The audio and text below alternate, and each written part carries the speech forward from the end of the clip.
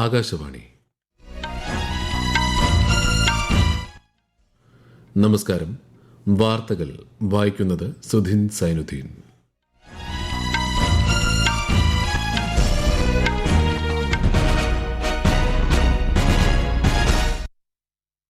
പ്രധാന വാർത്തകൾ. വിവിധ മേഖലകളിൽ ധാരണാപത്രങ്ങളിൽ ഒപ്പുവെച്ച് ഇന്ത്യയും വിയറ്റ്നാമും. ഇരു രാജ്യങ്ങളും തമ്മിലുള്ള സമഗ്ര നയതന്ത്ര ബന്ധം ശക്തമാക്കുമെന്ന് പ്രധാനമന്ത്രി നരേന്ദ്രമോദി. കേരളത്തിൽ സർക്കാർ രൂപീകരണ ചർച്ചകൾ പുരോഗമിക്കുന്നു. കോൺഗ്രസ് നിയമസഭാ കക്ഷിയോഗം ഇന്ന് തിരുവനന്തപുരത്ത്. തമിഴ്നാട്ടിൽ സർക്കാർ രൂപീകരണത്തിനുള്ള അവകാശവാദം ഉന്നയിച്ച് TVK നേതാവ് വിജയ്. പശ്ചിമബംഗാളിൽ NDA നേതൃത്വത്തിലുള്ള പുതിയ സർക്കാർ മറ്റന്നാൾ സത്യപ്രതിജ്ഞ ചെയ്ത് അധികാരമേൽക്കും. ഓപ്പറേഷൻ സിന്ദൂറിന് ഇന്ന് 1 വർഷം. ജയ്പൂരിൽ നടക്കുന്ന സംയുക്ത കമാൻഡർമാരുടെ സമ്മേളനത്തിൽ രാജ്യരക്ഷാമന്ത്രി രാജ്നാഥ് സിംഗ് പങ്കെടുക്കും. പശ്ചിമേഷ്യൻ സംഘർഷം അവസാനിപ്പിക്കുന്നതിനായി അമേരിക്കയും ഇറാനും നിബന്ധനകളോടെയുള്ള പ്രാഥമിക കരാറിലേക്ക് അടുക്കുന്നതായി റിപ്പോർട്ട്. IPL ക്രിക്കറ്റിൽ പഞ്ചാബ് കിങ്സിനെതിരെ സൺറൈസേഴ്സ് ഹൈദരാബാദിന് 33 റൺ ജയം. വാർത്തകൾ വിശദമായി. ഡിജിറ്റൽ സാങ്കേതിക വിദ്യ, പൊതുമേഖലാ ഓഡിറ്റ്, ഡിജിറ്റൽ പേയ്മെന്റ് സംവിധാനം, സംസ്കാരം, ടൂറിസം തുടങ്ങിയ വിവിധ മേഖലകളിൽ ഇന്ത്യയും വിയറ്റ്നാമും ധാരണാപത്രങ്ങളിൽ ഒപ്പുവച്ചു. പ്രധാനമന്ത്രി നരേന്ദ്രമോദിയും വിയറ്റ്നാം പ്രസിഡന്റ് തോ ലാമും ന്യൂഡൽഹിയിൽ നടത്തിയ കൂടിക്കാഴ്ചയെ തുടർന്നാണ് ധാരണാപത്രങ്ങളിൽ ഒപ്പുവെച്ചത്. വിയറ്റ്നാമുമായുള്ള സമഗ്ര നയതന്ത്ര ബന്ധം ഇന്ത്യ വർദ്ധിപ്പിക്കുമെന്ന് പ്രധാനമന്ത്രി പറഞ്ഞു. आज हम अपने संबंधों को एनहांस कॉम्प्रिहेंसिव स्ट्रेटेजिक पार्टनरशिप के स्तर पर ले जा रहे हैं. अब हम अपनी साझेदारी को और ऊंचे लक्ष्यों की ओर अग्रसर करेंगे. कल्चर, कनेक्टिविटी और कैपेसिटी बिल्डिंग के साथ साथ सिक्योरिटी, सस्टेनेबिलिटी और सप्लाई चेन रेजिलियंस हर क्षेत्र में हमारा सहयोग नए स्तर पर पहुंचेगा.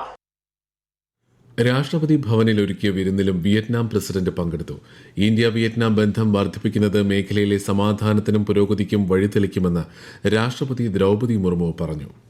കേന്ദ്രമന്ത്രിമാരായ രാജ്നാഥ് സിംഗും നിർമ്മല സീതാരാമനും ഇന്നലെ ന്യൂഡൽഹിയിൽ വിയറ്റ്നാം പ്രതിരോധ മന്ത്രിയുമായും ധനമന്ത്രിയുമായും കൂടിക്കാഴ്ച നടത്തി. പ്രതിരോധ സഹകരണം, തന്ത്രപരമായ പങ്കാളിത്തം എന്നിവ വർദ്ധിപ്പിക്കുന്നത് സംബന്ധിച്ച് ചർച്ച നടത്തിയതായി ശ്രീ രാജ്നാഥ് സിംഗ് സമൂഹമാധ്യമത്തിൽ പറഞ്ഞു. വിയറ്റ്നാമിന്റെ സാമ്പത്തിക പരിഷ്കാരങ്ങൾ അഭിനന്ദനാർഹമാണെന്ന് കേന്ദ്ര ധനമന്ത്രി നിർമ്മല സീതാരാമൻ അഭിപ്രായപ്പെട്ടു.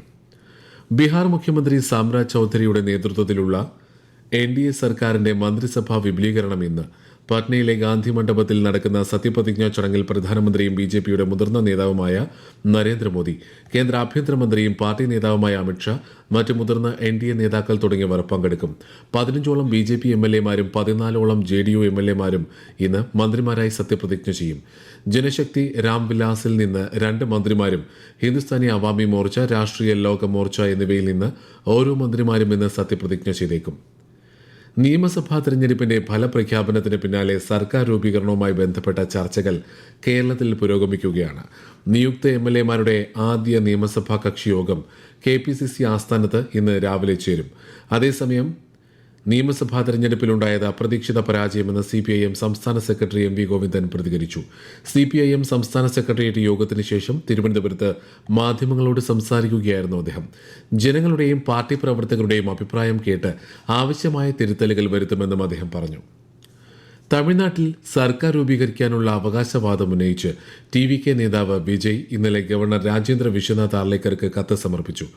ഭൂരിപക്ഷം തെളിയിക്കാൻ TVK 2 ആഴ്ചത്തെ സമയവും ആവശ്യപ്പെട്ടിട്ടുണ്ട്. നിയമസഭാ തെരഞ്ഞെടുപ്പിൽ TVKയിൽ നിന്നും 108 സ്ഥാനാർത്ഥികളാണ് വിജയിച്ചത്. സർക്കാർ രൂപീകരണത്തിന് വേണ്ട ഭൂരിപക്ഷം 118 ആണെന്നിരിക്കെ മറ്റ് പാർട്ടികളുടെ പിന്തുണയ്ക്കായി TVK ചർച്ച ആരംഭിച്ചു കഴിഞ്ഞു. AIADMKയിൽ നിന്നുള്ള തിരഞ്ഞെടുക്കപ്പെട്ട MLAമാരിൽ ഒരു വിഭാഗം TVK പിന്തുണയ്ക്കുമെന്നും റിപ്പോർട്ടുണ്ട്. പശ്ചിമബംഗാളിലെ NDA നേതൃത്വത്തിലുള്ള പുതിയ സർക്കാരിന്റെ സത്യപ്രതിജ്ഞാ ചടങ്ങ് മറ്റന്നാൾ ബ്രിഗേഡ് പരേഡ് ഗ്രൗണ്ടിൽ നടക്കും. രാവിലെ 10 മണിക്ക് ചടങ്ങുകൾ ആരംഭിക്കുമെന്ന് സംസ്ഥാന BJP അധ്യക്ഷൻ സമീക് ഭട്ടാചാര്യ മാധ്യമപ്രവർത്തകരോട് പറഞ്ഞു. പ്രധാനമന്ത്രിയും BJPയുടെ മുതിർന്ന നേതാവുമായ നരേന്ദ്രമോദി, ആഭ്യന്തരമന്ത്രിയും പാർട്ടി നേതാവുമായ അമിത്ഷാ, BJP ഭരിക്കുന്ന വിവിധ സംസ്ഥാനങ്ങളിലെ മുഖ്യമന്ത്രിമാർ തുടങ്ങിയവർ ചടങ്ങിൽ പങ്കെടുക്കും. അതേസമയം തൃണമൂൽ കോൺഗ്രസ് അധ്യക്ഷ മമതാ ബാനർജി ഇന്നലെ പാർട്ടിയുടെ നിയുക്ത MLAമാരുടെ യോഗം വിളിച്ചു ചേർത്തു. വിജയിച്ച 80 സ്ഥാനാർത്ഥികളിൽ 69 പേർ പങ്കെടുത്തു. 26 പേർക്ക് ജീവൻ നഷ്ടമായ പഹൽഗാം ഭീകരാക്രമണത്തിന് തിരിച്ചടിയായി ഇന്ത്യൻ സായുധ സേന നടത്തിയ സൈനിക നടപടി ഓപ്പറേഷൻ സിന്ദൂറിന് ഇന്ന് 1 വർഷം. 2025 മെയ് 7 പുലർച്ചെ ആരംഭിച്ച സംയുക്ത സൈനിക നീക്കത്തിലൂടെ പാകിസ്ഥാനിലെയും പാക് അധിനിവേശ കശ്മീരിലെയും 9 പ്രധാന ഭീകര കേന്ദ്രങ്ങളാണ് ഇന്ത്യ തകർത്തത്. ലഷ്കർ ഇ തൊയ്ബ, ജെയ്ഷെ മുഹമ്മദ് തുടങ്ങിയ ഭീകര സംഘടനകളുടെ താവളങ്ങളെ ലക്ഷ്യമിട്ട് നടത്തിയ പ്രത്യാക്രമണത്തിൽ നിരവധി ഭീകരരെയും സൈന്യം വധിച്ചു. കൊല്ലപ്പെട്ടവരുടെ കുടുംബങ്ങളുടെ കണ്ണീരിന് നീതി ലഭ്യമാക്കുകയെന്ന ലക്ഷ്യത്തോടെയാണ് ഈ സൈനിക ദൌത്യത്തിന് ഓപ്പറേഷൻ സിന്ദൂർ എന്ന പേര് നൽകിയത്. സംയുക്ത കമാൻഡർമാരുടെ സമ്മേളനത്തിന്റെ 2ാം പതിപ്പ് ഇന്ന് ജയ്പൂരിൽ നടക്കും. രാജ്യരക്ഷാമന്ത്രി രാജ്നാഥ് സിംഗ്, സംയുക്ത സേനാ മേധാവി ജനറൽ അനിൽ ചൌഹാൻ തുടങ്ങിയവർ പങ്കെടുക്കും. ഓപ്പറേഷൻ സിന്ദൂർ 1ാം വാർഷികത്തോടനുബന്ധിച്ചാണ് പുതിയ മേഖലകളിലെ സൈനിക ശേഷി എന്ന വിഷയത്തിൽ ദ്വിദിന സമ്മേളനം സംഘടിപ്പിച്ചിരിക്കുന്നത്. ഈ വാർത്തകൾ ആകാശവാണിയിൽ നിന്ന്. ആകാശവാണി വാർത്തകളും വാർത്താ അധിഷ്ഠിത പരിപാടികളും All India Radio news Thiruvananthapuram YouTube ചാനലിലും All India Radio news Thiruvananthapuram Facebook പേജിലും AIR ന്യൂസ് _തിരുവനന്തപുരം ഇൻസ്റ്റഗ്രാം അക്കൌണ്ടിലും AIR ന്യൂസ് _TVM X ഹാൻഡിലും ലഭ്യമാണ്. ഇന്ത്യ സുരിനാം ബന്ധം കൂടുതൽ ആഴത്തിലാക്കുമെന്ന് വിദേശകാര്യമന്ത്രി എസ് ജയശങ്കർ. സുരിനാം വിദേശകാര്യമന്ത്രി മെൽവിൻ ബൌബയുമായി ശ്രീ ജയശങ്കർ ഇന്നലെ കൂടിക്കാഴ്ച നടത്തി. വ്യാപാരം, നിക്ഷേപം, പ്രതിരോധം, ഊർജ്ജം തുടങ്ങിയ വിഷയങ്ങളിൽ സഹകരണം വർദ്ധിപ്പിക്കാൻ ഇന്ത്യ സുരിനാം 9ാമത് സംയുക്ത കമ്മീഷൻ യോഗത്തിൽ ധാരണയായതായും അദ്ദേഹം പറഞ്ഞു. We have a deep and trusted relationship because it rests on the foundation of a strong people-to-people connect. Our endeavor is to strengthen that base, particularly through activities and initiatives to which the ordinary citizen can connect. We are open to offering new lines of credit for projects that the Suriname government deems important and appropriate. പശ്ചിമേഷ്യൻ സംഘർഷം അവസാനിപ്പിക്കുന്നതിനായി അമേരിക്കയും ഇറാനും നിബന്ധനകളോടെയുള്ള പ്രാഥമിക കരാറിലേക്ക് അടുക്കുന്നതായി report. കരാർ പ്രകാരം Iran തങ്ങളുടെ uranium സമ്പുഷ്ടീകരണ പ്രവർത്തനങ്ങൾ താൽക്കാലികമായി നിർത്തിവെക്കും. ഇതിന് പകരമായി അമേരിക്ക ഏർപ്പെടുത്തിയ ഉപരോധങ്ങളിൽ ഇളവ് വരുത്തുകയും മരവിപ്പിച്ച കോടിക്കണക്കിന് ഡോളർ ഇറാനിയൻ ഫണ്ട് വിട്ടുനൽകുകയും ചെയ്യും. ഹോർമൂസ് കടലിടുക്കിലൂടെയുള്ള ഗതാഗത നിയന്ത്രണങ്ങൾ ലഘൂകരിക്കാനും ഇരുപക്ഷവും സമ്മതിച്ചിട്ടുണ്ടെന്നാണ് സൂചന. അതേസമയം ഹോർമൂസ് കടലിടുക്കിലെ കപ്പൽ ഗതാഗതം സുരക്ഷിതമാക്കുന്നതിനുള്ള അന്താരാഷ്ട്ര ദൌത്യത്തിന്റെ ഭാഗമായി ഫ്രാൻസ് തങ്ങളുടെ അത്യാധുനിക വിമാനവാഹിനി കപ്പലായ ചാൾസ് ഡി ഗാൾ ചെങ്കടലിൽ വിന്യസിച്ചു.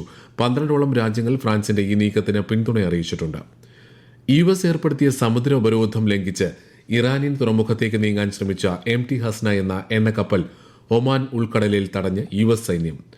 അന്താരാഷ്ട്ര സമുദ്ര അതിർത്തിയിലൂടെ സഞ്ചരിക്കുകയായിരുന്ന ഇറാനിയൻ പതാക വഹിച്ച എണ്ണക്കപ്പലിന് മുന്നറിയിപ്പ് നൽകിയെങ്കിലും ജീവനക്കാർ അത് അവഗണിക്കുകയായിരുന്നുവെന്ന് US സൈന്യം വ്യക്തമാക്കി. തുടർന്ന് യുദ്ധവിമാനങ്ങൾ ഉപയോഗിച്ച് സൈന്യം കപ്പലിന് നേരെ വെടിയുതിർക്കുകയും യാത്ര തടയുകയുമായിരുന്നു. സംഭവത്തിൽ ഇറാൻ പ്രതികരിച്ചിട്ടില്ല.